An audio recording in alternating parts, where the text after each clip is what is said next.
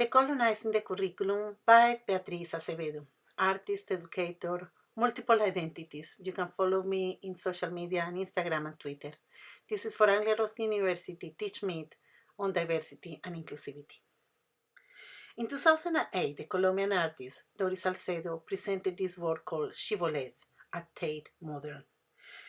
The work was materialized in the form of a crack, the sculpture of a fracture on the ground of the Turbine Hall at Tate Modern, crossing the 167 meters of this space. The title, Shibboleth, refers to an Old Testament story. The Book of Judges describes how the Ephraimites, attempting to flee across the river Jordan, were stopped by their enemies, the Gileadites. As their dialect did not include a sh sound, those who could not say the word Shibboleth was captured and executed. Hence, the Shibboleth is a token of power, the power to judge, refuse, and kill. In the context of this talk, what is the power of knowledge? What is the type of Shibboleth that we are replicating in our teaching? We must remember that power and knowledge, as Michel Foucault once said, are the two sides of the same coin. Therefore, power is not only exerted by economic structures, but also knowledge structures. So what are the shibboleths of higher education? What are the ways that we, knowingly or not, replicate and continue with those dynamics of colonization and power and shibboleths? So the first question that I will have is, what is the type of knowledge that we prefer? What is what we say that is knowledge? Maybe quantitative numbers, metrics, against qualitative and other type of knowledge? This is one of the questions that always come to me. The second thing that we can ask is where those concepts that we are teaching come from. Take sustainable development or development. Nobody could contest development, and yet development, as demonstrated by the genealogy of Arturo Escobar, is a concept or is an idea that has been used in the context of national intervention and post-colonial initiatives. We can also ask, how do we assess knowledge? The preference of an essay, what about pictures, what about diaries, what about authentic learning? All these ideas we could take into account.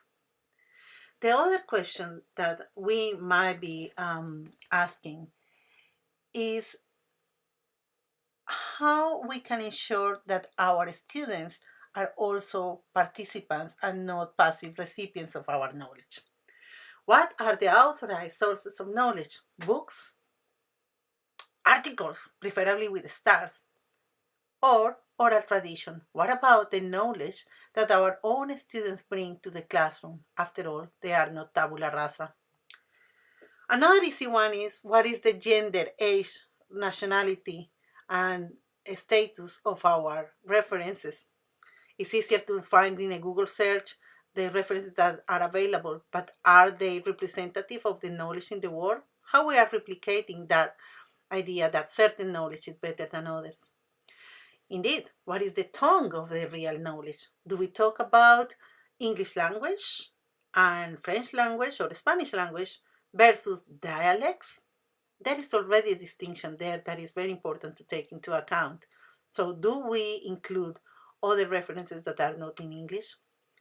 And also in the way that we learn, do we privilege the rational cognitive to the creative, to the emotional intelligence? And in that sense, what senses are privileged to learn? We are very vision-centered, very visual. What about tact, smell? There are other senses that come to play when we are learning. Finally, we should wonder what type of professionals we are sending to the world.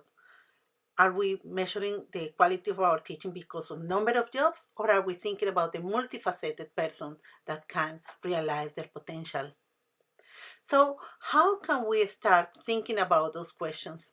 Well, these discussions are pretty old, to be honest, and while doing this investigation, I was coming across a lot of the readings that we studied in the 1990s and even before.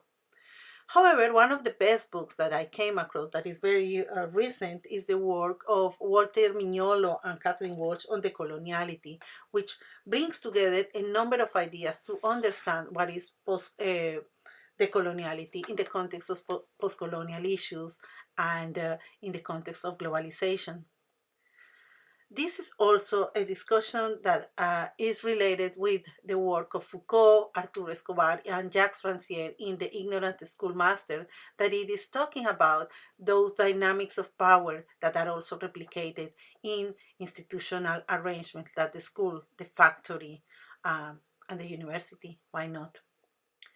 Another important work is the one by Orlando Falsborda, talking about action research and action learning, but also the work about that I did with Go Green about service learning and authentic assessment, using the student's own experience as a way of assessing the understanding of a number of concepts.